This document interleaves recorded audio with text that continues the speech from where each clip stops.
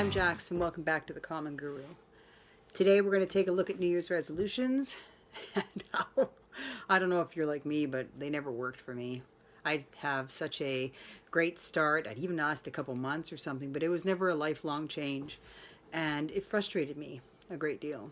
At the Common Guru, we decided to take a different look at New Year's resolutions and why they didn't work. And we decided to follow the questionnaire that we found in the book by Napoleon Hill, Think and Grow Rich. And he has quite a long list of questions. And we're going to call it our 30-day challenge. There are more than 30 questions, but the book guarantees that you will get to know yourself much better by the end of the questions. So I figured that maybe the reason that New Year's resolutions don't work is because we actually don't know ourselves that well and we don't know what actually is stopping us from reaching the goals that we want. So the first question is, do you often complain of feeling bad? And if so, why? You know, I had one of those moments that you're completely unrelatable to people. I went, ha! First question, and it really already doesn't relate to me. Because if you get to know me and spend some time with me, you'll find that I don't spend a lot of time talking about negative things. I try not to.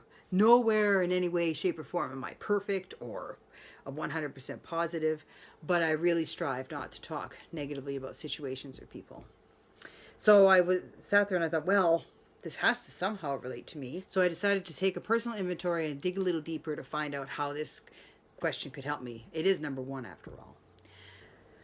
So I went back and looked at my past and to see what was happening. And in the beginning, when I had a problem, I had my misery phone story list, and I had my friends in which I would call, and if something happened, I would sit there and regurgitate and talk about what happened and made that person the bad guy and I was the victim, and it was over and over and over again, story after story after story. But you know what? Not once did I want to hear what they had to say in regards to changing my story or changing my situation. In fact, when they did that, I probably just hung up and, oh, gotta go, and stopped the conversation. So there was a vicious cycle, and unbeknownst to me, I was pushing my friends away too, because they were actually tired of hearing me talk about a situation and not want to do anything about it. I went to a couple workshops. I began to understand a little bit more of my own inner work that I had to do, and I realized that that constant telling of a story did nothing but hold me back.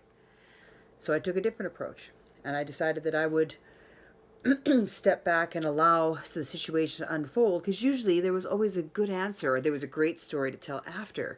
More of a positive ending story than a misery sharing one.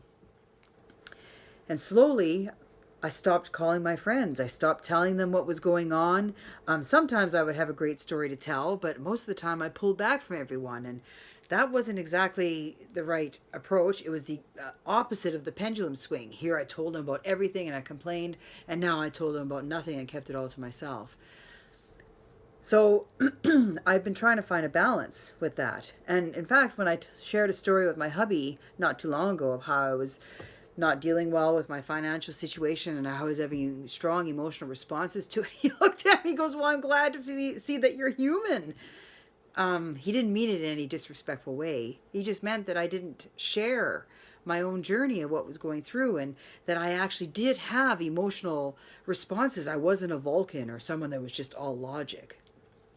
So this question did in fact have merit for me, because it helped me look at the fact that I don't share a lot of things with people, and I don't like to show them that I'm vulnerable, because it was quite cool to have this new image of being put together and not being as needy, and people would talk to me and relate to me and ask me for their support, and I actually put myself on a self-appointed pedestal. It wasn't good. So pedestal gone, here I am, and now I'm publicly sharing what I'm going through with all of you. Still getting used to that. So that was installment number one in our New Year, A New Way question series. Join us tomorrow for the next question.